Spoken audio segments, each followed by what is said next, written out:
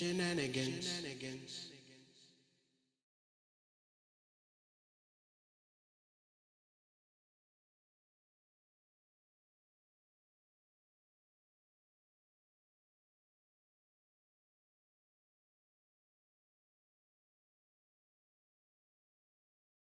Truth, lies, shenanigans. Truth, lies, shenanigans. Truth, lies, shenanigans. Truth, lies, shenanigans. Truth, lies, shenanigans. Truth, lies, shenanigans. Truth, lies, shenanigans. Truth, lies, shenanigans. Truth, lies, shenanigans.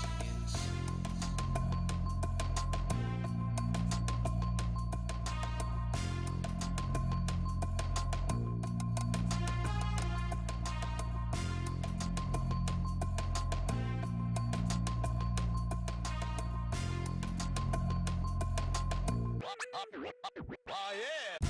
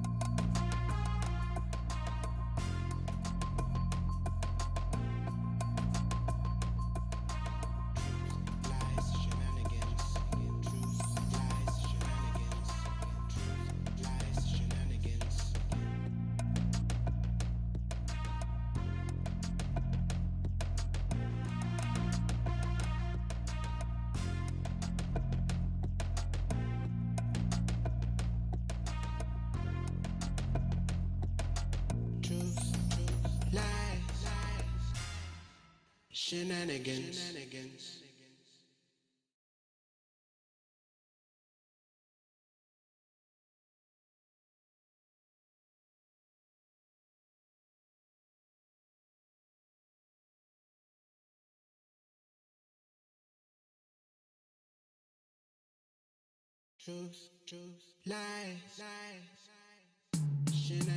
Truth, lies, shenanigans. Truth, lies, shenanigans. Truth, lies, shenanigans. Truth, lies, shenanigans. Truth, lies, shenanigans. Truth, lies, shenanigans. Truth, lies, shenanigans. Truth, lies, shenanigans. Truth, lies, shenanigans.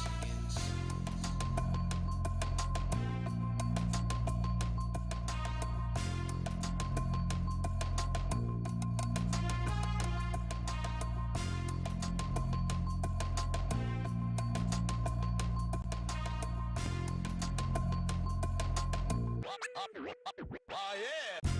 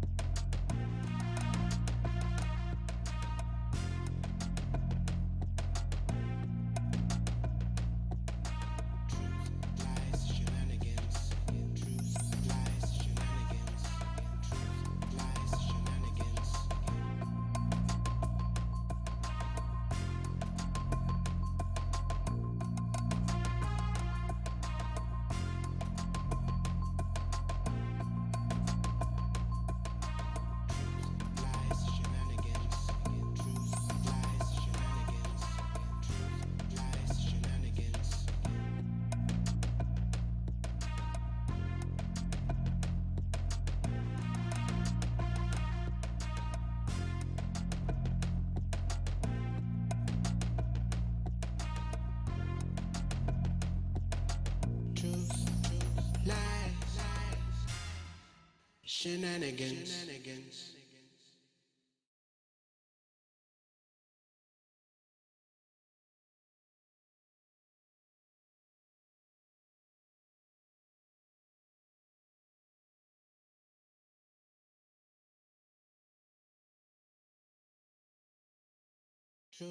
Truth, lies, shenanigans. Truth, lies, shenanigans. Truth, lies, shenanigans. Truth, lies, shenanigans. shenanigans. Truth, lies, shenanigans. Truth, lies, shenanigans. Truth, lies, shenanigans. Truth, lies, shenanigans. Truth, lies, shenanigans.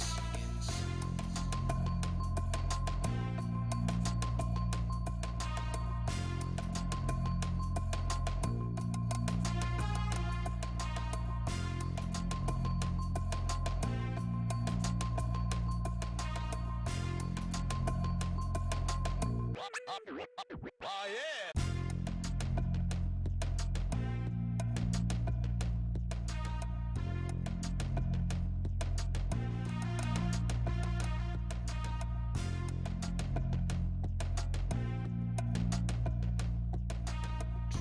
Lies, shenanigans.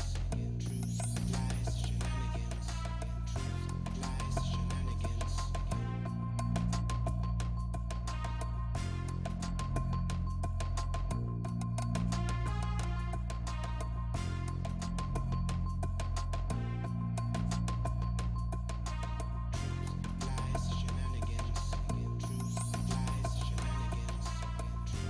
Lies,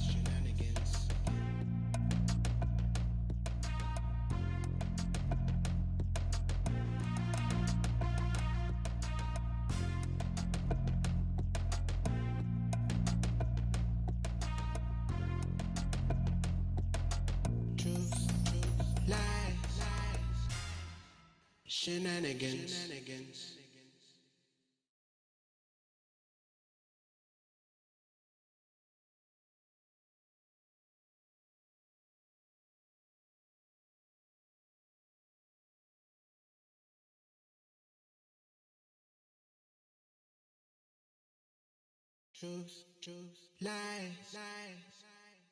shenanigans. Truth, lies, shenanigans. Truth, lies, shenanigans. Truth, lies, shenanigans.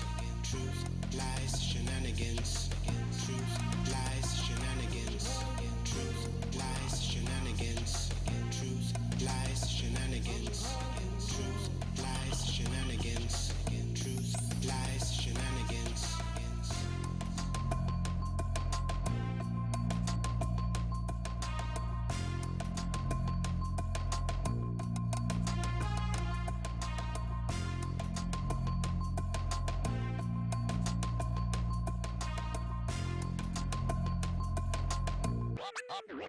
Oh yeah!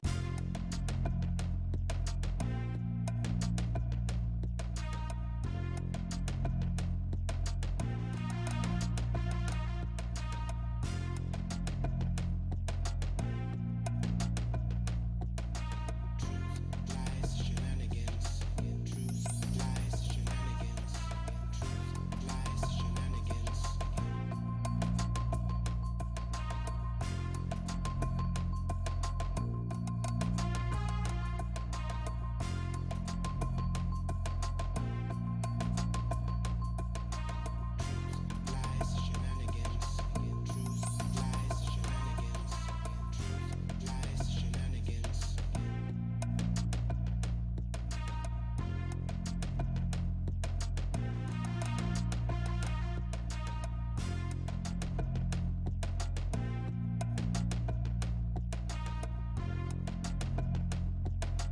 Truth, lies,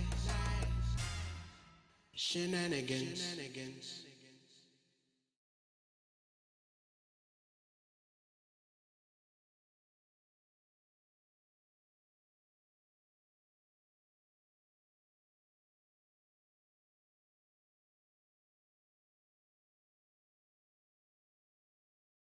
Truth, lies, shenanigans. Truth, lies, shenanigans. Truth, lies, shenanigans. Truth, lies, shenanigans. Truth, lies, shenanigans. Truth, lies, shenanigans. Truth, lies, shenanigans. Truth, lies, shenanigans. Truth, lies, shenanigans. Truth, lies, shenanigans. Truth, lies, shenanigans.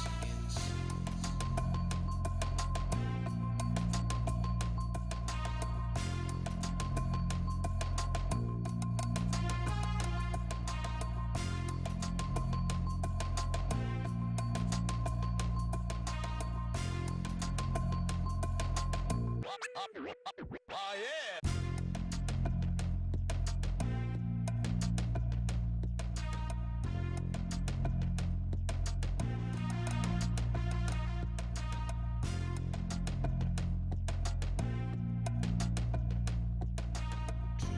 Lies, shenanigans. Truth, lies, shenanigans. Truth, lies, shenanigans.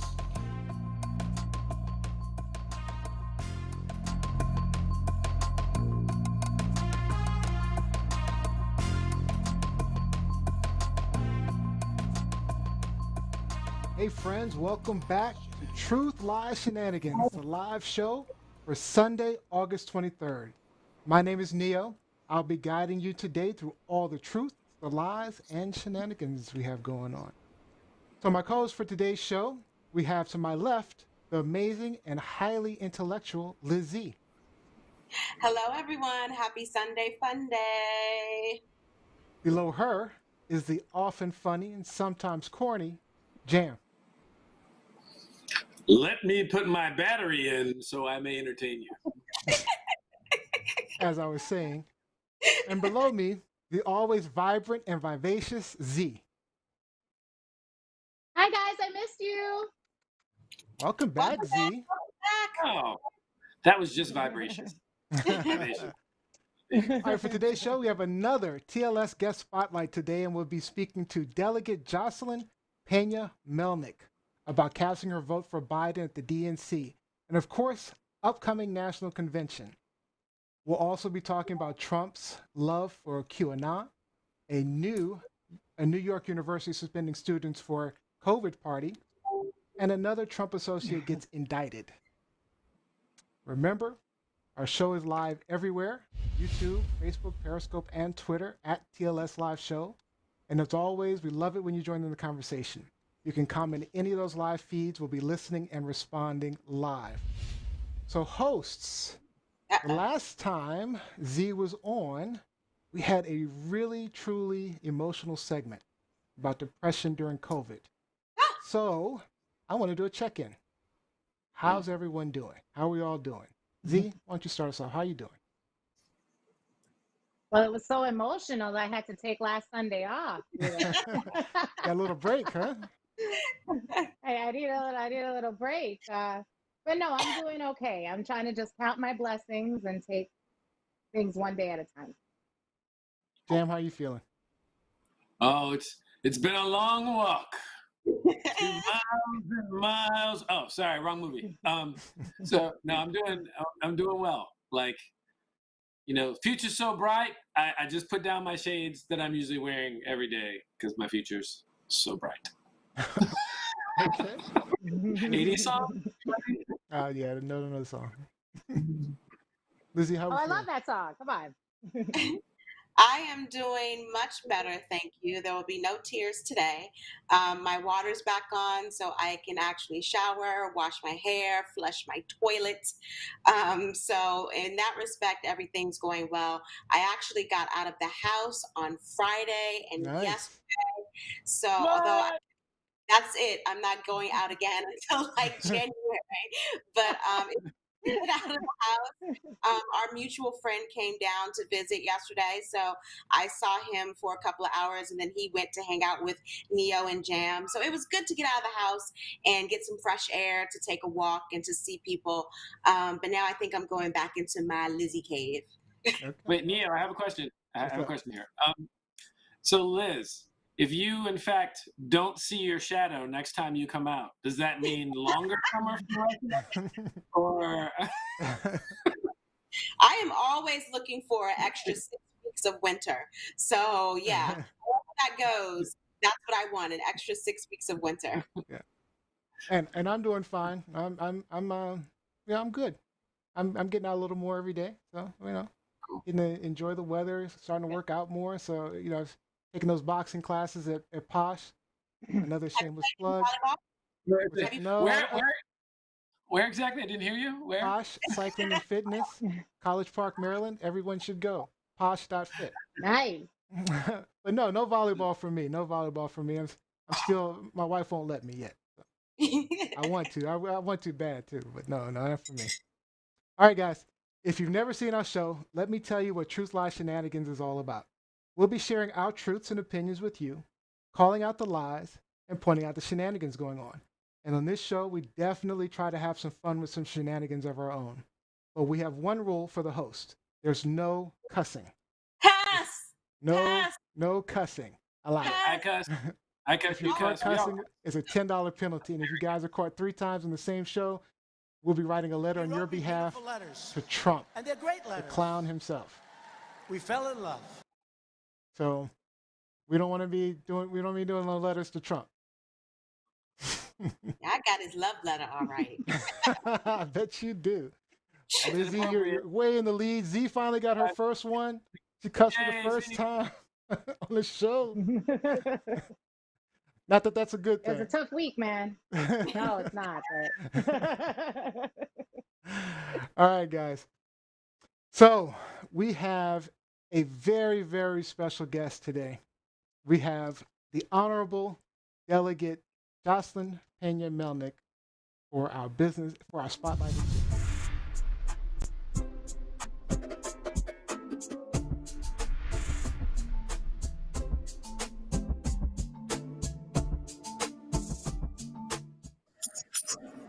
Welcome. Welcome, Delegate Peña-Melnyk. How are you? I am doing well. Thank you for asking. How are you doing? We're all doing great. We're all doing great. So let me introduce you guys to Delegate Peña-Melnyk. She was born in the Dominican Republic, and she attended John F. Kennedy High School in the Bronx, New York. Graduated from Buffalo State College with a BS in criminal justice. She earned her JD, Juris Doctorate, at the State University of New York at Buffalo. She's worked as a defense attorney and an assistant United States attorney. She was elected to the Maryland House of Delegates in 2006 and has subsequently been re-elected. She has sponsored bills in support of the LGBTQ issues, healthcare disparities, child health and wellness, and is a founding member of the Maryland Legislative Latino Caucus, serving as its first chairperson. She was also elected as a delegate to the Democratic National Convention in support of Joe Biden. Delegate Peña-Melnyk, again, welcome to the show. Thank you for joining us. Welcome. Thank you. Thank you. Thank you for having me. It's an honor. Thank you so much. All right. I look forward to our conversation. It should be a good one. So my first question to you is really simple. How are you doing? How's your family doing through all the COVID? You know, how's everything going with you? Is everyone safe and healthy? It's been an interesting almost 6 months. So we, in the Maryland General Assembly, we are in session every year, January until April for 90 straight days. This year we adjourned early, actually 19 days earlier than expected, the end of March because of COVID. So it's been a really busy interim. I have been doing food distribution. There's a lot of food insecurity in our communities, right? And I have been for 13 weeks, every day from almost 10 o'clock in the morning, I will leave the house until 2 or so. We did food distribution to senior citizens, to one public housing building and another one low-income building. And we have been just busy. A lot of people that are hungry, a lot of people that are not able to pay their rent as well. So it's been extremely busy. I lost my father and a cousin due to COVID. Oh, no. Thank you. So, it's been just a tough 5 months, but I'm still very hopeful for our future, honest to God, for this election coming up. Things have to change. Absolutely. And counting my blessings, you have to count your blessings. It's all perspective. Wow. Well, thank you for sharing that. I actually had no idea. I'm so sorry. Thank you. Okay, so my first question to you is, this year has been a very different Democratic National Convention as it was all virtual. I know you've been to several previous conventions as a delegate.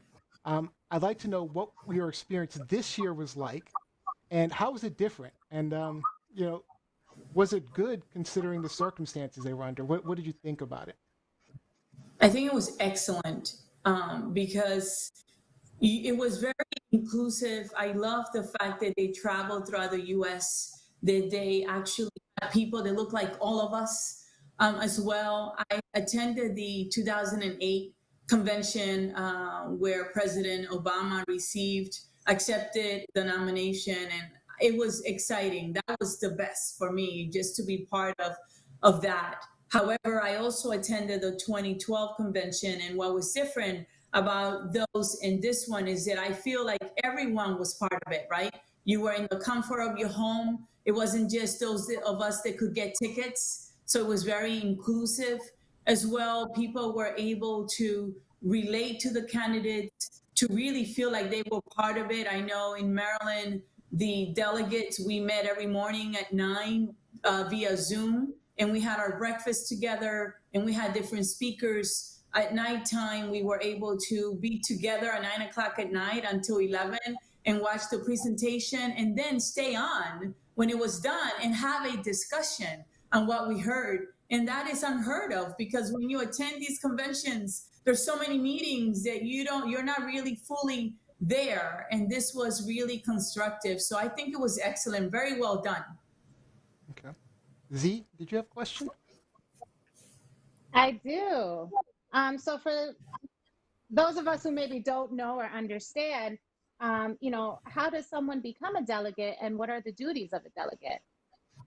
So a delegate for the convention or delegate in my job? For the convention. For the convention. So I actually had to apply to run for it. I went to the Board of Election and I filled out an application, and I decided that I wanted to be a delegate for Biden. So you decide what candidate you want to be a delegate for, and then your name goes on the ballot and people get to vote for you. So that's how you basically become one. You can also be a delegate. It's called a pleo of people that are elected leaders that are appointed by the party. They get a certain number of those delegates as well. So you run for it, or you can get appointed to it. Okay. Jan? And is that And once you become a delegate, Go ahead. well, I was just going to ask, can anyone apply for it, or is it just people who are in some type of political office? No, anyone can apply for it. Community leaders, activists, you can apply and run for it. Well, Z, did you have a follow-up question? I'm sorry. Opportunity to be at the table. right? So once you're elected, then what does the delegate do? What are your responsibilities? So I was one of the people in Maryland. Maryland has, I believe, 11, electoral college. I was one of those, I was one of the people that was able to, when they did that roll call through the different states, I was one of the people that was able to vote for him for his nomination. So that was really great. It's an amazing experience to be part of it and to say I was part of history and I voted for him. Wow. Jan, do you have a question? Right. I do. I have several. First one, Coke or Pepsi? Oh God. None. None. I love it. Yay! Soda's the devil. Agreed. I'm with you on that. Right. Now back to the real stuff. How do you see your role in this election versus your role in other elections you've been in, or participated in? Let me tell you, I feel like my life depends on it. I really do. I feel like our dignity is on the ballot. This man is just a bigot, a racist, divisive, disrespectful, a cheat. And I feel like he has no character, and that we all have to come out and vote, especially women, people of color, the way he has expressed himself about us.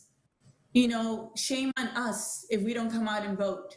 No one candidate is perfect, but my God, this man is horrible, and he represents us in the world, and he's the worst of us. His values system is really horrible, and I feel like shame on us. We cannot put our differences aside and come out and vote and get him out. I feel very strongly about that. And that's why I decided to be a delegate. And I have some friends that were not supportive of Biden. They were supportive of other candidates. And I lost some friendships because of that. Wow. But I I think feel, we yeah, I think we all have. Yeah. it was very upsetting. Very upsetting. You can't be an all or nothing type of person. I feel like, we got to put our differences aside and get this man out. Yeah. And Top to say, Absolutely. I can't support Biden because no if, no buts. Right. Yes. Mhm. I think I think you have agreement here across the board, no doubt. Lizzie? Yeah.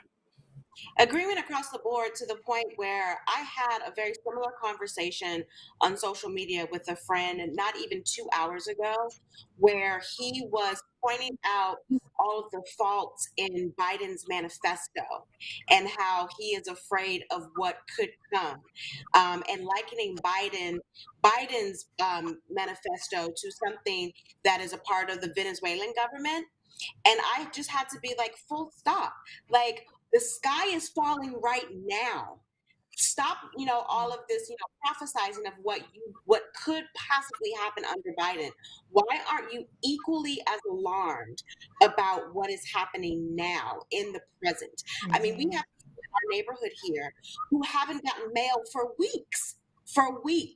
And that is because of the current administration. So I just wanted to, say I'm in solidarity with you in your previous statement about the outrage, because I think we all feel it here too. And we've expressed that over the past few weeks as well. But my question for you is, in your role on your House committee, how does that affect the COVID pandemic? So I have been in the Maryland legislature now for 14 years. They're 4-year terms. I've been on the health committee the entire time. I wanted to be on the health committee. So basically, we're right in the middle of this pandemic. Every policy that the health committee puts forward that passes affects all 6 million people in the state of Maryland. So we're the committee that makes policy recommendations to the entire House, and then it goes on to the Senate. So we have what is called a COVID-19 work group that are 12 members from the House, 12 from the Senate, and we meet with both the Speaker of the House and the President of the Senate, and we meet every 2 weeks, and we bring in the Department of Health and all the health officers and experts to give us advice, to tell us how is the governor doing, what can be done regarding the testing, the contact tracing, the PPE, the hospitals, bills that people are getting. So we're right in the middle of it. And in Maryland, our committee has been really instrumental in reducing the number of uninsured in our state of Maryland, because we're one of the states that when Obamacare passed, we actually adopted Obamacare. We created a health exchange, and we also expanded Medicaid. So before we did all of that, our uninsured rate, we had almost 800,000 people uninsured. When we adopted Obamacare and we created a health exchange and expanded Medicaid, we have covered almost 500,000 people. So regardless of what you hear about Obamacare, it works. In Maryland, we have 24 counties in Baltimore City. And let me tell you, including Baltimore City, we have covered people from all over, and it works. Is it perfect? No. But has it reduced the number of uninsured? Yes.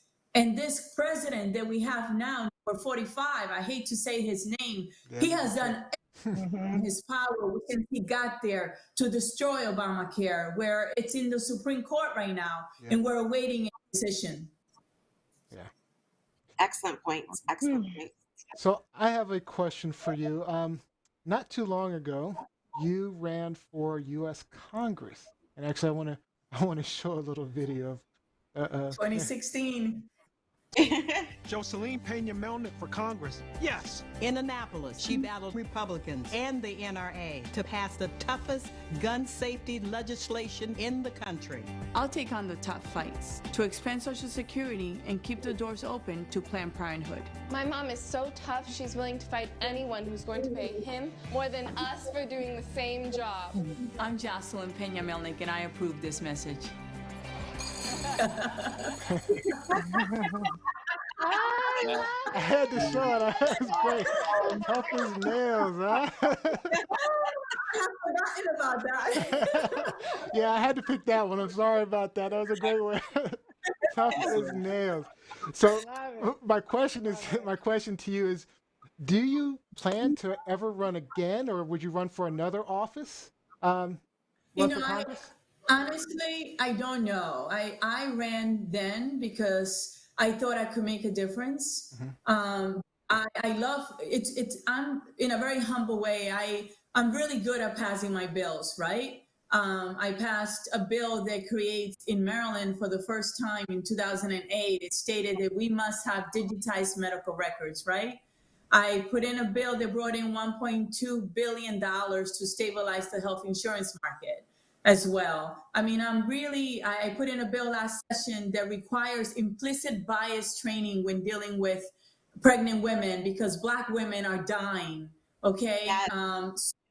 And it's important. So I can do the legislative work, but what I love in the interim is the constituent work, right? Where I can go to a hospital and help a constituent, help a young girl that is applying for college, deliver diapers to someone that needs them. And I felt like running for that office would give me more of an opportunity to have more staff to do that work, but also to make a difference at the federal level. It did not happen, but I'm very proud of the work we did when we ran. I don't know whether I will run again. Honestly, I didn't get into this to say, oh, what can I do next? I basically give this my absolute best, honest to God. I mean, for this island girl who came here, who is first in her family to go to college, I never thought I would run for office, right? I didn't have role models that I could say, they say you can't be what you can't see. I didn't really think of that. It was later in life when I decided I want to use my voice. So I don't know what the future will hold. I know that I'm doing a good job so that if there are opportunities, perhaps I can get in and run, but I am serving my district and I love my district. And this job is supposed to be part-time. I could tell you that I have never worked part-time hours. That I was gonna say. Okay, I give my cell phone to everyone. My staff works as hard as I do, and I love what I'm doing. I don't know how long I'll do it for. I'm not gonna lie to you. There are days where I wonder whether it's worth it because you get disappointed, right? When you want to do the right thing and that you can't always do it, right? Legislatively, because you have to compromise. And that's why I tell my friends that we need to compromise. Let's get him elected first. We're in the room. And then let's keep these issues of right. and everything else. Let's bring it to the table, but we can't get there if we can't elect him. Yep. Right. So I just want to say, because I was actually going to save this for the end, but I just want to share with you guys like how wonderful Joseline Peña-Melnyk is.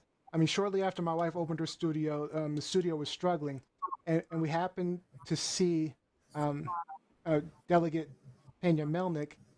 I'm trying to avoid calling you Jocelyn. I'm so used to calling you Jocelyn. Jocelyn. Just say Jocelyn. My name is Jocelyn. All right. Thank you. We saw Or in Jocelyn. Spanish, Joseline. Jocelyn or Joseline.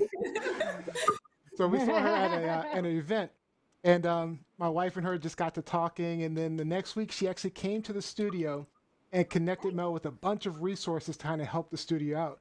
And ultimately, she ended up signing her family up as members of the fitness studio.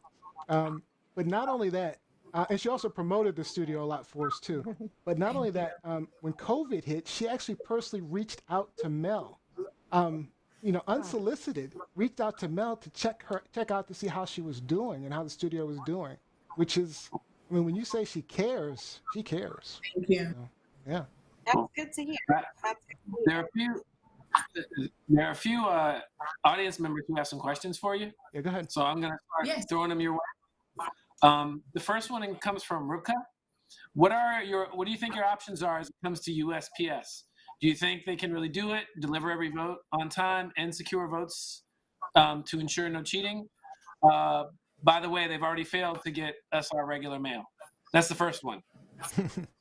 Yeah, that's a tough one, right? And that's a federal issue. So unfortunately, at the state level, we can't do anything, but we are working with our federal representatives. Maryland has 8 representatives in Congress and 2 senators, so a total of 10 people. By the way, not one woman, when we're 53% of the population in Maryland.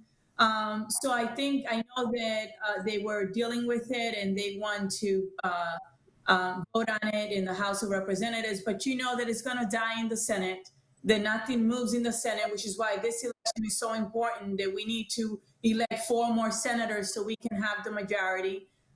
So they're trying. But I did hear that they decided to allow, basically the postmaster decided to allow people to do the, to work the extra hours, right? No And changes in the services. and not implement a lot of those proposals that he had that will really harm it until after the election.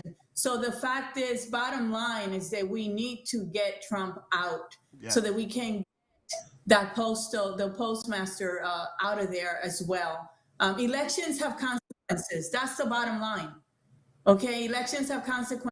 These leaders come in, they elect who's going to be on their cabinet members, who are going to be their secretaries for the different departments and heads of these departments. And we must make sure that they're people that share our values and our interests. And the reason why they're doing what they're doing with a mail is because they don't want us to vote. Okay? Because it works. And let me tell you something, in Maryland, during this last primary, 97% of the people that voted by mail. Wow. Wow. It works. Wow. All right. That is why the governor, who had decided during the primary that he would mail the ballot to every registered voter in the state of Maryland, decided during this general election that he's not going to allow the ballots to be mailed. He's going to allow you to ask for the application ballot. So you put in an obstacle, right? You have to apply. The application is mailed to you. Then you have to send the application. Then the ballot is mailed to you. A lot of different obstacles in the way because it works. Don't believe what 45 is saying. Yep. Today he tweeted something stupid about the fact that if you drop your ballot at the ballot box, you can get COVID. Oh my God! Did he say that? He said that? Oh my God! Yeah, he said that? Because it's not disinfected. You're going to, how stupid! You wash your hands. And Representative Delegate Peña, in defense of 45. In defense. In defense of 45. I need to find a mute button. Hold on. That is not. That is just not the stupidest thing he said. You should do another show on all the stupid stuff he said. Oh my God, that'd be like a 5-hour show, man. Bring lunch and dinner. That'd be a telethon. Next question for you, though, from one of our other listeners. First off, Mike says he's all the way dead after that commercial. That Tough as Nails got some people. So they believe one of our folks, Salai, she wants your thoughts on the Tennessee governor signing a bill that would punish some protesters with loss of voting rights. That is really something stupid. You know, I mean, to take someone's right to vote, and it's your right to protest. It's your right under the First Amendment. How stupid. That is going to be challenged. I hope it's challenged in court. And, because he will lose if he were to, how stupid is that? I don't even sense to that. It's simply stupid. Z, did you have another question? Yeah, so I want to kind of get away from, the conventions, and I want to ask something that at least has been on my mind lately, and that's, do you think that partisan politics is destroying democracy? And if so, is it time to get away from the idea of political parties altogether? Deep. In an ideal world, perhaps, but we're not in an ideal world. I'm a realist. So identity explains, the partisan divide. And I think Trump has made things worse. His partisanship and the lack of civility. So I think that's really what's going on. And you associate yourself, you join a group because you have certain values and principles in common. We join parties because we can relate. Like, I'm a Democrat because it's honestly the party that cares about, Black and brown people, poor people, women. Okay, it's the party that cares about the social service, programs that we have, about education, about equality, housing, all those issues, healthcare that I care about. And that is why I'm part of that party. I relate to it. Reflect me, not perfectly, Yeah, of course. but most of my values. Lizzie? What would be your final thoughts or advice? Like, we've gone through the DNC convention. The Republican convention starts tomorrow. So what would be your advice? We are going to do like a watch party on our website, on our Facebook page for the RNC, just to provide some fairness to both sides. But what would you I wasn't fully for it, but I agreed to it. What would you? I'm gonna be a troll.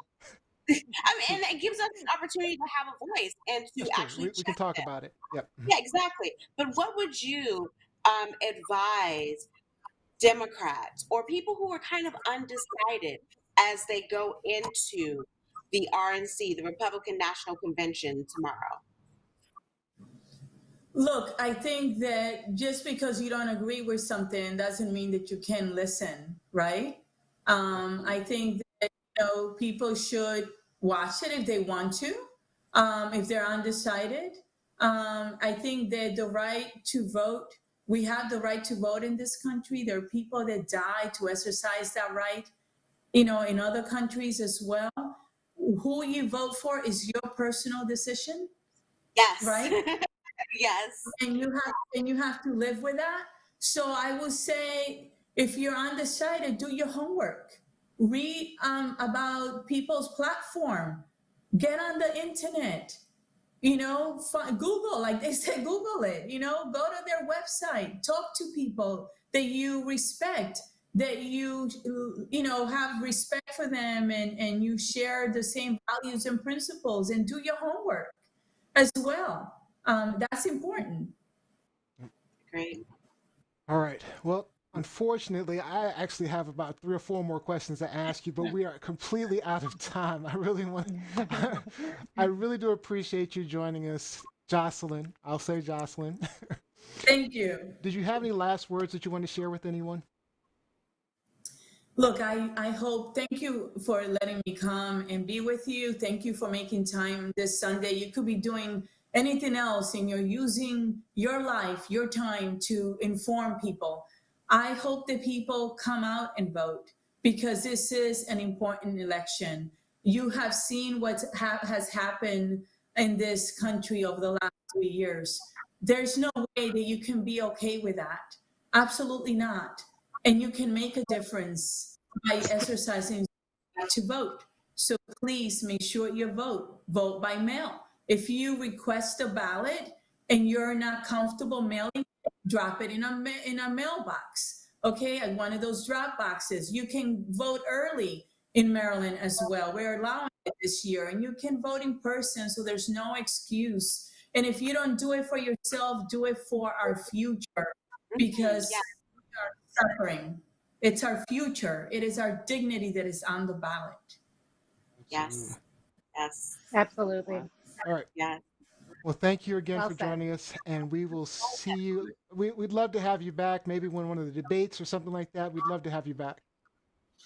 Love to be back, and thank you again for everything you guys are doing. You're making a difference, okay? Have a blessed afternoon. Right. Thanks so much. Thank you so much. All right. You too. Dominicanas, Thank nos you. vemos después. Bye.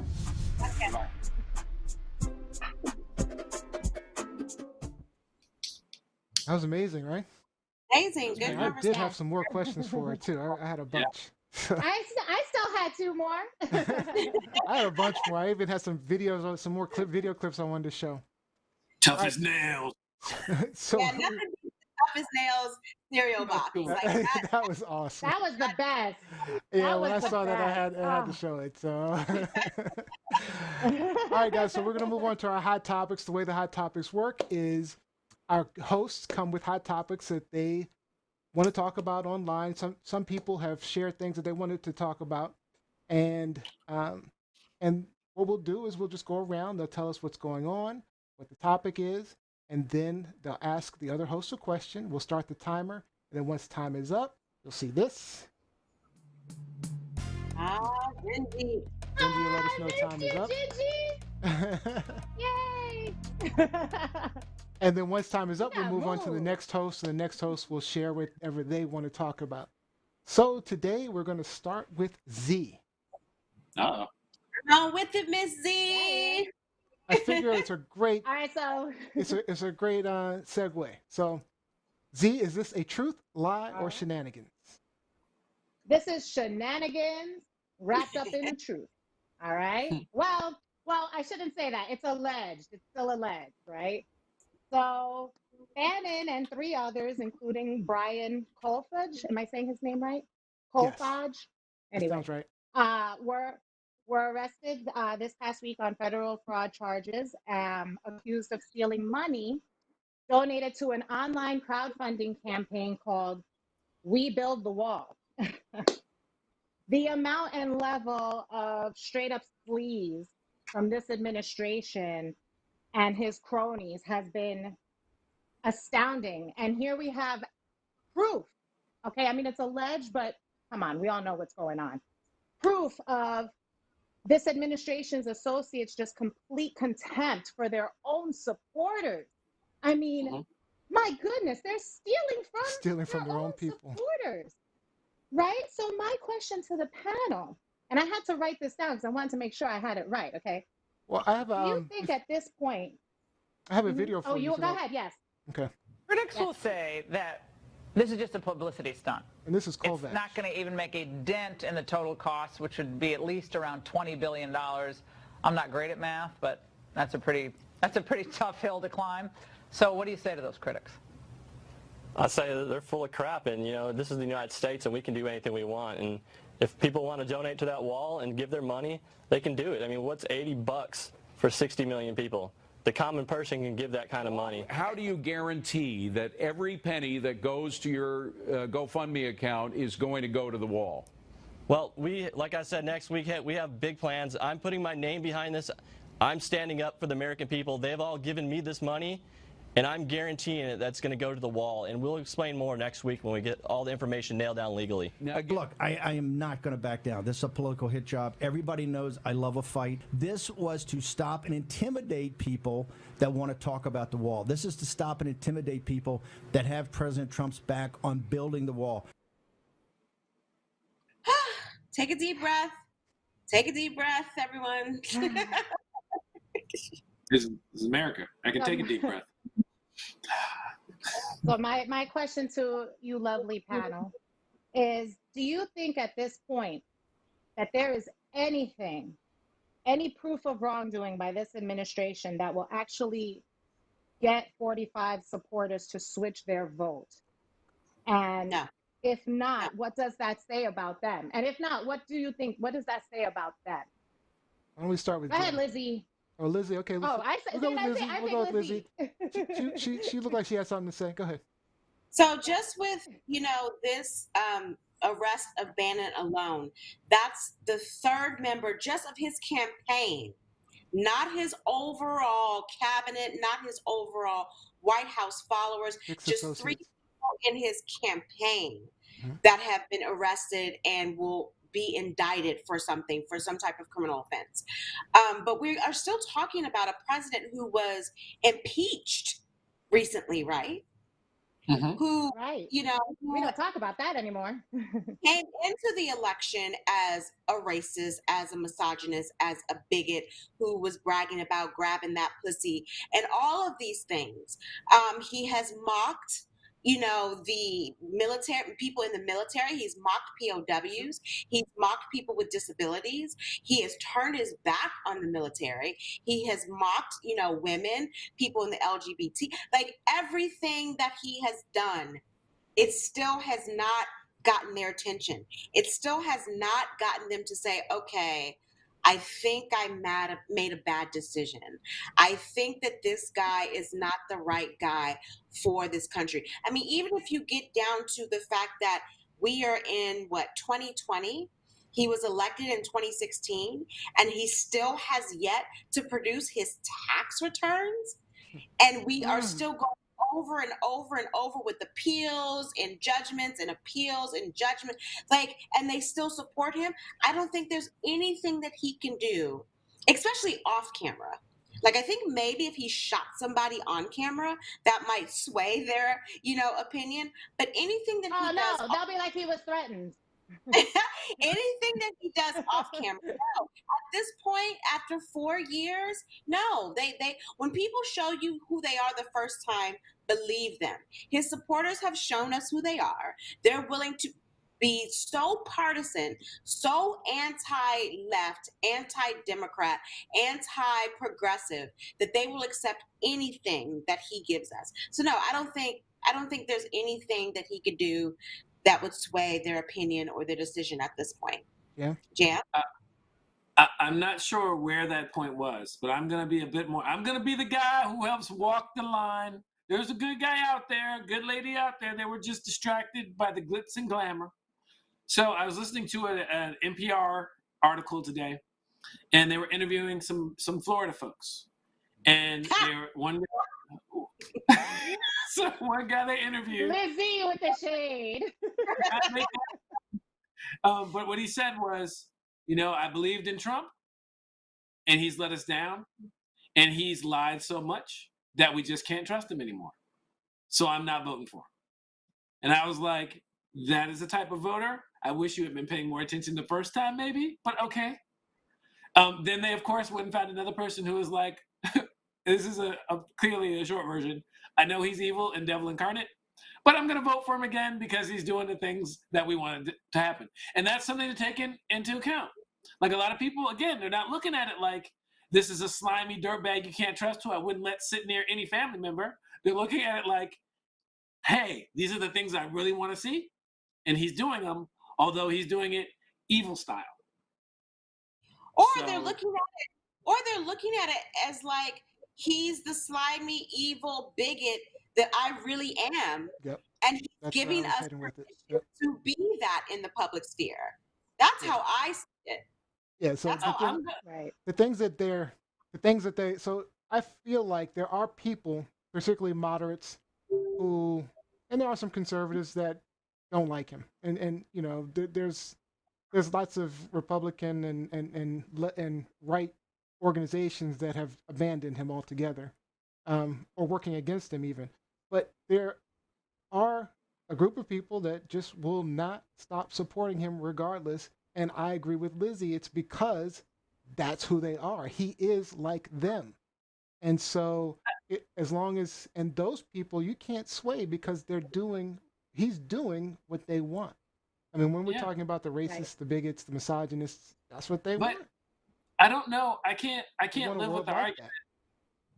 I can't live with the argument that, like, a lot of these people are like, they want to see money stolen from the American government given to some random guy. I just don't see that. Like maybe, but that just doesn't make sense to me. Like, but it's easy to hide. It's easy to lie to those people, and it's easy for them, as long as they trust and believe him. He can lie all day long because they're fine with that. It's like, okay, you lied to me. I actually want to make a point. Okay, but you're doing this other crappy stuff that I like even more. Right. Yeah. I was going to say, no, and in response to Jam, there was actually a follow-up article that I meant to share with you guys where they did interview some people who donated to this campaign. And most of them said, yeah, you know what, whatever. I don't miss the money that I donated, so it's not a big deal. Of course, people who run nonprofits still got to get paid. You got to pay the administrative costs. Like, they were already coming up with excuses. And one guy even said, well, they technically built 3 to 5 miles of new wall. So it's not like our money didn't go toward. Like, they were already coming out with the excuses, with the, justifications. So I agree with Neo and Lizzie that there's nothing. I think at this point, if you're on his side, you're not coming back. You're all communists. Until maybe, something. Well, listen. Clearly, you've been commenting on our Facebook pages recently, because I've seen that a lot. Also, look at how oh my gosh, deviants outside of politics. Like, a lot of people make excuses for celebrities who are pedophiles, who are rapists, who murder people. If you believe in someone, you are ride or die, because if you aren't, then that's a judgment on you. And so you just weigh it out, sit it out. And so I think that's what a lot of people are doing with Trump. Yep. Fair enough. Can't disagree. All right. Do we have some questions online, Jen? And right on time. I don't know. We had some comments online. So, let's see. Plus, he hates the people they hate. Jacqueline Robinson. Let's see. Rubka. Hello, Miss Jacqueline Robinson. I know people that love Trump, but now say he don't know. He gotta go. Let's see. Camille legitimizes their closet bigotry. Let's see what else we got. Jeanette Brown, he is the mascot for a swath of narcissists who are profoundly accustomed to getting what they want and abusing and exploiting others, and also not using more than 2-syllable words. Jeanette, tricky. But there are also a lot of hoodwinked poor white people who he's appealing to with the xenophobia, tricking them into aligning with him despite being completely against their interests economically. Jacqueline Robinson, it's like people who support televangelists. Okay. I don't pass that plate to me, and you just got off a private jet. You may come up short. All right. Oh, now. Let's move on to the next one. So, Jam, you're up next. Yes. We have your topic is actually from one of our viewers. Camille Summer had a question for you. So, is this a truth, lie, or shenanigan? This is a shenanigan again, but I do want to comment real quick because it so touches on what we were just talking about. There was an article, I saw it today, I don't know if it was released earlier, but a Republican out of Arizona, McSally, I believe is her name, she's asked people to miss a meal so that they could donate to her campaign. For sure, like literally fast. So anyway, all right. And then Let's move on to the next one. Guy, it was like everybody's got 80 to donate. Everybody's got money to donate to the wall. No, they don't. That's just how far removed they are from the average life of the American right now. So wait, who is this? Who is this viewer? Who is this? This viewer is Camille Summer. That's my girl, Camille. All right. So this one is for Camille. She had a question about QAnon. And so I feel like it is my job, for those of us who've not really heard or barely heard of QAnon, to try to break down what QAnon is. Now, I want you guys, before I even start, questions. I want you guys to think of Denzel's remake of the movie The Manchurian Candidate. Did you guys remember that movie? Yes. That movie was all about conspiracy theories and assassinations. Now, I want you to take that movie and multiply it by 10 billion thousand trillion. And that's what QAnon is. All right? QAnon started because someone what they thought was Q clearance at the U.S. Department of Energy, which just means they have one of the highest clearance levels there for getting access to information, started posting on 4chan, which is like an anonymous image website. Mm-hmm. And when they did that, they were throwing out like these random hints and this commentary. And so people took that information and started to collect it and ball it up however they wanted to. And so what we started getting were things like, I don't know if you guys remember Pizzagate, where the guy went into, it's here in DC, so say this local pizza spot up the road, and shot up people thinking that the Democrats were running a pedophile ring in like the basement of the pizza spot.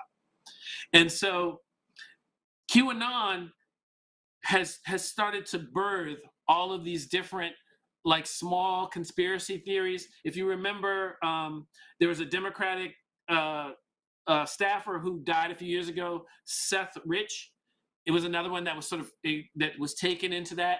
If you've watched several Trump rallies, you'll notice in one of the Trump rallies, don't ask me which one because I do not watch those, Trump sort of points off to the side. He points at a little baby, and it just so happens that the baby he pointed at was wearing a Q shirt, had like a word that began with Q on his shirt. And like all the QAnon people were like, oh, see, right there, that's it. Proof that QAnon and whatever it means exists. And so you have to understand, this is like that hindsight plus the crazy uncle plus when you were drinking plus a million other things all rolled into one. And so whenever this stuff comes up, the one thing it agrees on is that everybody who believes in it is far right, and they think it's to support Trump, and that this thing called the storm is coming, and Trump knows it's coming, and it's not been defined what it is, but you know, the election day is coming up, so there's potential. But the danger in it is that there's so many theories out there, and it's so unconnected that we end up with this hodgepodge of sort of very dangerous, uncontrolled, wandering missives from this person named Q, who we know is more than one person, and posts still regularly in things called drops, wherever they want to, but especially 4chan is their spot. So that's a rundown of QAnon. Sorry if I went on too long. Now, Trump has shown he embraces QAnon because Q exists and it's a real thing? Of course. Or because he's Trump and it's right wing. So my question to you guys, my fellow... please show the video, please. Well, I don't know much about the movement other than I understand they like me very much, which I appreciate. I have heard that it is gaining in popularity, and from what I've heard, these are people that when they watch the streets of Portland, when they watch what happened in New York City in just the last 6 or 7 months, but this was starting even 4 years ago when I came here, almost 4 years, can you believe it? These are people that don't like seeing what's going on, and they do supposedly like me. At the crux of the theory is this belief that you are secretly saving the world from this satanic cult of pedophiles and cannibals. Does that sound like something you are behind? Well, I haven't heard that, but is that supposed to be a bad thing or a good thing? I mean, if I can help save the world from problems, I'm willing to do it. I'm willing to put myself out there. I can't. So there's our president encouraging or discouraging, depending upon what your attitude is as a Q member, QAnon. My question to the group is simply, do you think QAnon holds water? Their theories, if I didn't explain too many of them, but if you're familiar with them, do you think they do? But more importantly, should the Democratic group have its own? Should we pay this any attention? Should we just blow it off? What should we do about it? Let's start with Z. I was actually kind of looking at the comments, and I just want to shout out Camille Summer, where she's just like, how is spreading this insanity? How is the QAnon insanity spreading like wildfire? It's unconscionable. How can we in the media discuss QAnon without fueling the fire? And that's kind of like how I feel about it. Like, should we give this attention, or should we let the FBI it was the FBI, or the Department of Homeland Security, that identified them as a possible You mean the people run by domestic... Trump? Oh, well, Okay. Well, maybe I Just saying. well, when were the, when but they were identified as a domestic terroristic threat. So if it was Trump's people, they wouldn't label their own people terrorists. I don't think. I don't know. Yes, they would. But I guess that's kind of Hide the fact. if they went against him, right? That's or true. something. Yeah. I think that we've already given this clown enough. It's like I don't want to fuel any more conspiracy theories with this guy. Like the facts that are in front of us are enough. I don't need to make up things in my head. We already know who's supporting them. We already know what they're about, what they're capable of. We know that these psychos are probably stockpiling guns as we speak. So I don't even think we need to fuel that fire. We all know what's coming. You know what I Lindsay? mean? So I don't know that. Yeah. I just think people are asking, and I call them Qanon. QAnon. I didn't know it was supposed to be QAnon, Qanon. But people are asking, how are they functional? How do they maintain a base? And I just want to take it back to like 95, 96. Do you guys remember Heaven's Gate Mm-hmm. and the Yeah. Oh yeah. The sneakers. Oh my God. The sneakers and the guys? Hale-Bopp comet, and how this Heaven's Gate group, because of the Hale-Bopp comet, like Heaven's Gate was a group before they discovered Hale-Bopp. But then when they discovered the comet, they decided, okay, this is the end of the world. And so we are going to kill ourselves while everyone else in America, on the planet, suffers the raft. And so we are going to kill ourselves and, take this potion and die because we are more enlightened than anyone else. And the world is going to end once we do this. And it's 2020 and we are still here and they're gone. And that's what happens when you have cults. Like they are on a different plane. They're on a different level of comprehension and understanding. And so I feel like that's the QAnon people. Like they're not really processing things the way we are. And their total base is on bigotry and hate. And so I completely understand how they have a following and how they are allowed to grow and continue, because there's a lot of nationalism in this country. When I say nationalism, I mean race nationalism, and that people think that their race is superior. And so they want to do everything possible to promote their race. The one thing I want to point to in that video is, and ask, off of Jam's question to the group, I want to ask the group, have you ever seen a leader that is so me? Everything he talks about, everything he references, every question that he answers, it's, well, I know that they like me very much. I don't know much about that group, but I No, wait, you know what I liked? I liked that he was slick. He was slick, like, I don't know much about them, but I know they're against Satan and pedophiles, so that's good, right? They like me. They like me. Before I answer that question, I just want to. So you mentioned the cult concept. So I agree with that sense of the cult. So I actually received a private message from a Facebook friend, and someone who's like anti-vaccine, anti-mask, and she sent me a ton of crazy videos. But one of the crazy videos, I'm always one of those people I like to watch and see what the hell's actually going on. So I watched it, and it was all about deprogramming, and you got to deprogram, but the thing was, it wasn't about deprogramming so that they could, have free thought, so that you can understand things, or it was about reprogramming you to a whole different concept. And when you talk about cults, that's exactly how cults work. So they try to reprogram you. They go through a whole deprogramming process. I mean, they have there's books, psychology books on how to do it. And so this video was actually instituting those specific cult tactics of deprogramming and trying to reprogram you to think something totally different. So I'm not surprised. I actually asked the person, "Are you QAnon?" And then all I got was cricket. But to answer your Which is question, yes, he is all about me, me, me. All about me, me, me. Everything. I mean, Camille brought up.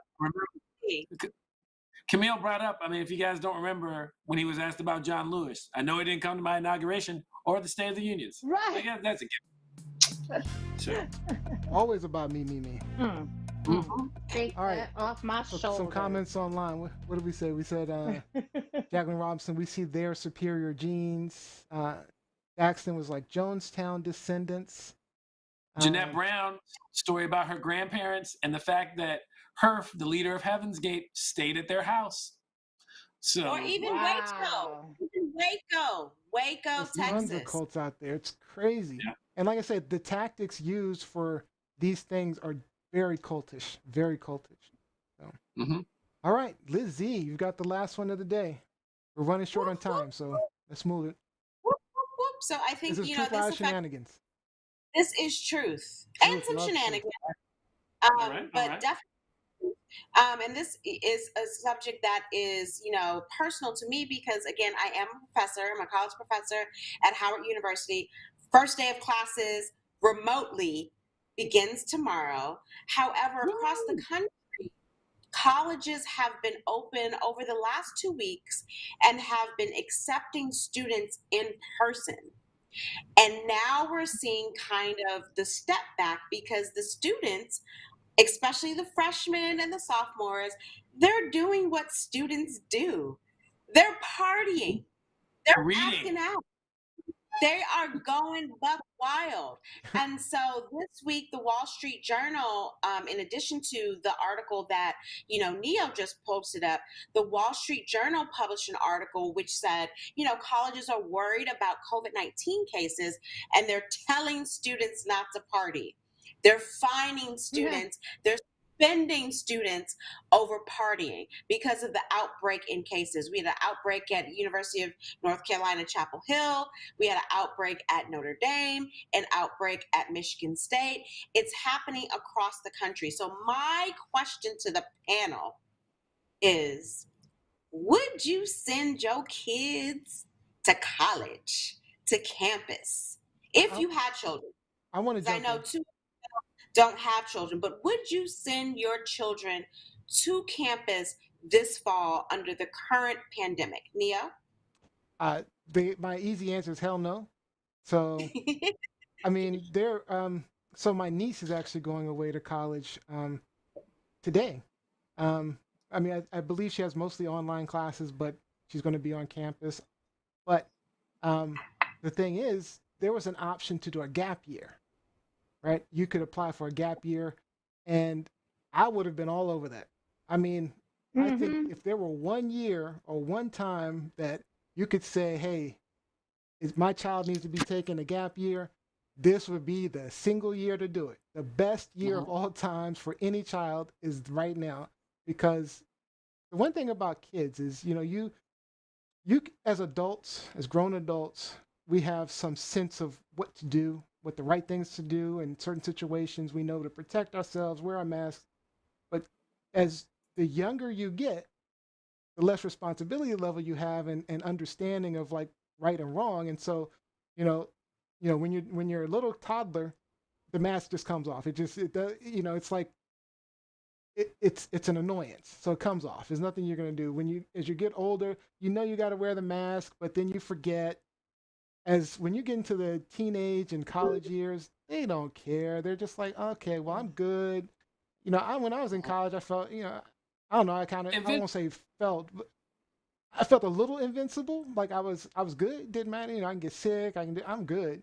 But then I'm not thinking about the consequences elsewhere. I'm not thinking about other people getting sick or parents getting sick or grandparents. I just didn't think about those things. But I'll let someone else talk. Z? So to answer your question, because they're in college and they're technically adults, I would let them make the decision, but I would strongly suggest that they take the gap year or do remote learning, you know, or something, because just to kind of piggyback on what Neo said, you know, I just traveled again this past weekend to, you know, a place that has, you know, crowds. I don't want to say where I went, but and like Neo, I'm not going to say. People will yell at me. But like Neo said, this place was filled with adults, working people, people with families. So for the most part, I'd say 97% of the time, people were wearing masks, people were keeping distance, people were really trying to be as responsible as they could be, while still going about their business. I do believe that if it was a bunch of kids out there, yeah, first of all, they think they're invincible and they just don't have that level of responsibility of what can I lose? What are the consequences of this? They're just thinking, oh, if I get it, I'll just be sick for a week. So, Right. no, I don't trust them. Your mind, your brain isn't fully developed until at least 25. So no, I would not recommend it. Jam? No. Well, I get to speak from point of reference with all this. So, bam. So my oldest is in college, and my youngest is are not, but they're still in school. And I went to pick up laptops because we're doing the work from home option, and there was a little girl with her dad in line, like 2 people in front of me to pick up laptops. And the little girl, she dropped her mask, and dad was like, "Put your mask back on. Put the mask back on." She threw it across the room when he wasn't looking. She stomped and danced around it. He was like, "Go get it." She leaned on the step in front of it for about 5 minutes and played that game. And I was like, oh no. This is like, come on. And so, so that's how I feel about it. I knew last year that none of them were. Because even my oldest, who's not in college, she likes to hang out with her friends. And yeah, you'll be good most of the time, but you're in high school and you want to talk. You ain't paying attention to it. It's gonna happen. So no, stay at home. Forget here, online. And my oldest, both him and his boo-boo's college, they are all online. And so guess what? They won't be doing, hopefully. They are still out of state and they could still gather for parties technically, but not at the campus, hopefully. And so that's how I feel about it. COVID is nothing to mess with. And as daddy, I am not gonna encourage it because I ain't dealing with that. I still gotta pay bills and stuff. I don't want to deal with that too. What about you, Lizzie? I mean, and I think I have expressed this sentiment a couple of times over the course of the summer. I emphatically told Howard when they gave us options, whether we could do a hybrid where students would come on campus 2 days out of the week and, do remote learning 3 days out of the week. I'm not doing that.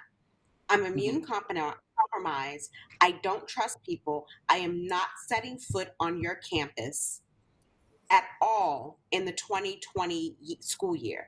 And it's not because I don't trust my ability to control my classroom. I can't trust the students where they've been before they get to my classroom. Again, I was a college freshman, sophomore. I was buck wild. I was partying, I was drinking, which is illegal, by the way, but I was still doing it. I was partying, I was drinking, I was fraternizing. Like that's what the students do. It's their first time away from home and assuming some ownership of who they are. Especially freshmen. And so I never trusted this scenario. And so I'm just always shocked at all these universities that thought that this would work. And now they're just like, oh, hold up. Well, don't party. What, you thought they were going to party to begin with? Like, it makes no sense. A lot of them major. They're majoring in parties, some of those kids. Come on. What is fraternizing? What is fraternizing? Fraternizing? What is fraternizing? What does that mean? I mean, it means something to you. I can't tell you what it means to me, but it means something to everybody. All right, real quick, let me go over these comments. So Jeanette Brown said prefrontal cortex of college kids is still developing. They get a bit more of a pass for screwing up. See? Yep. That's what I said. And then Yemi Daughtery said, no ma'am. My sophomore in college is online at home. My senior in high school, as well as my 6th and 8th grader, all online. Yep.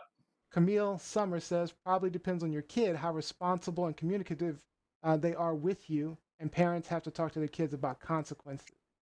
So, all right, let's... You know, and what happens... I was going to say one more thing. What happens to the kids that get trapped out there? if they close the schools down again and they're stuck out there. Kevin Thaxton brought up something about canceling flights, but that's another thing to consider. Yep. Or also consider the fact that even if you have students on campus, but they're doing remote learning, so they're not going to the classroom, they're still in the dorms. And so they're still bored. And so they're still going buck. Doing what they're doing. Playing Parcheesi and other board games. All right. All right, guys, that's it for Hot Topics. Great discussion as always. You stick around because we are going to have our game show. We got to end it light. So, okay, for today's game, we're playing Name That Movie. Uh-oh. So, real simple. Let me fix this. I got to fix this. Hold on. Not my favorite game. You love this game. Stop playing. Charlie's Angels. Yeah, we know that one, Charlie's Angels. So it's really easy. I'll show you an image. It represents a movie. When I show it, the first one to name the movie gets a point. If you call the correct movie at the same time with someone else, we'll just give you both a point. So first one with the most points wins. And Charlie's this is the final thought for the show. All right. So again, for example, this would be, as you already said. Charlie's Angels. All right. Z and Lizzie. Hold on. I'm going to have to put in the other earpiece to make sure I hear you clearly, so I don't get complaints about cheating. Julius wins. Jen wins. My Wi-Fi is messed up. Yeah, okay. Excuses already. Here we go. All right. I'm gonna be honest. These are a little bit tough, so let's go for it. You ready? All right. Yeah. Oh. The Zohan. Oh no. Oh, the dude. Guy, the idiot. All right. I don't know his name. The other guy. The comedian. He's the comedian. Sacha Baron Cohen. Okay. Yes. The Dictator. What's the movie? The Dictator. There we go. There you got it. All right. You got the point. All right. So when you start getting stuck, I'll give you clues. I should have mentioned that. All right. Okay. You ready? So you push your point up there, Jam. I did. Okay. You see it? Oh, who can get this one? Artificial intelligence. Thank you. I'll accept that. I actually knew Oh, you got it. that. Okay. I knew that. So I give myself a She did say AI first, so she should actually get the point. I'm gonna give you both a point for that because AI was the right answer. What was the official name of the movie? AI. Artificial intelligence. It was written in small. I remember. All right. Ready? Next one. Alien. Oh, Jam definitely got that first. Sorry, he definitely beat. I was there and left. I'm not playing no more. No, Jam definitely got that one first. See?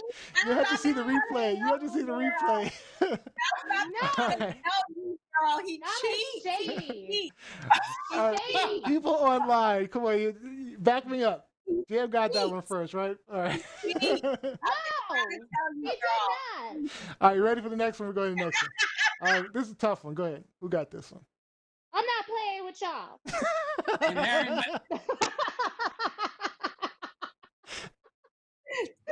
She went full tantrum. She did. This is unacceptable. All right. 1990 American teen sex comedy movie. Red Hot Summer? Red Hot American Summer? Stifler. American Pie. Oh, okay. No, I got Z on that one. Sorry. What? You didn't want to get cut today. You didn't want to get cut. Thank you. Thank you, Neo. I got Z on that one. It was close though. I got Z on that one. Oh, it really wasn't. It wasn't. It was not. It was not close. You were so. It was Z. All right. Next one. Office Space. 9 to 5. No. This is gonna be a tough one. I'm gonna have to give you clues on this one. All right. 1992 erotic thriller. Yes. Single white female. Yes. Lizzie got that one. Lizzie got that one. Lizzie. All right, Lizzie. All right, Lizzie. All right. Ready for the next one? Love it. Terminator. Blade. No, Jam definitely got that one without a doubt. You were still saying All right, Jam, you ready? Got your point? All right. First one to 5 wins. It's funny. Rivka said she went full Trump tantrum. Mike Winter did get American Pie. All right. Jesus. Braveheart. Oh, yeah, Braveheart. Oh, that's a win. Yeah. All right, go Jam. Good job, Jam. Jam got I will Braveheart. not congratulate you. I will not congratulate you. What about that screams Braveheart? What about that screams Braveheart? Mostly, the screaming was done by Z's anger. I am salted. All right, Jam. Good right game. now. Good I am game, not Jam. Well congratulating done. you. Whatever. Get your final thought together for the. Get him. Get him. Get your final thought together, And keep Jam. it You ready? short. All right, let's do And some keep it shout outs short, before we go Jam. out. Let's go. All right, Lizzie. Shout out to Dr. Camille Sommer. Hey, girl, what's up? Thanks for joining us, being a part of the conversation, adding to one of our hot topics today. Appreciate you. Love you. Take care. Be safe down there. All right, Jam. Oh, shout out to the usual crew plus. Ty, Angry Z, Jeanette, Rivka, Kevin, Jocelyn, oh my gosh, everybody. Special shout out to our delegate visitor, who's Joseline Peña-Melnyk. And everybody else. Thank you guys for coming out. It's a pleasure as usual. Hope to see you next week and Wednesday. All right, Z. I just want to thank everybody who truly had my back in this game. You all know who the real winner was. I was robbed. I think they messed with my Wi-Fi on this front. Like, I don't appreciate it. So thank you to those who like me. It's time for me to go now. Can you mute the mic? I just want y'all to go back and look at the replay of her full tantrum where she sat back like this. Jam, I'm sure Jam's gonna get that clip up for everybody quick. That'll be the first one. Still mad. My hair's all out of place. I'm mad, yo. I would never. All right, my shout out is to my niece Bernadette, B-Girl. B-Girl's heading off to college tomorrow. Good luck at Wesleyan, girl. Yep. That's good. Amazing things. Yep. So. Yes. Good luck. All right, stay safe out there, B-Girl. Stay safe. Absolutely. There's a lot going on. All right, so that's our show for today. That was a really good. We had a really great show. I'd like to thank you all for joining us. We hope you had a good time, maybe learned something, gained a new perspective. I'd like to thank Delegate Joseline Peña-Melnyk for joining us. Very informative. She did add some information on the comments, talking about the primary, so make sure you read the comments on the Facebook page.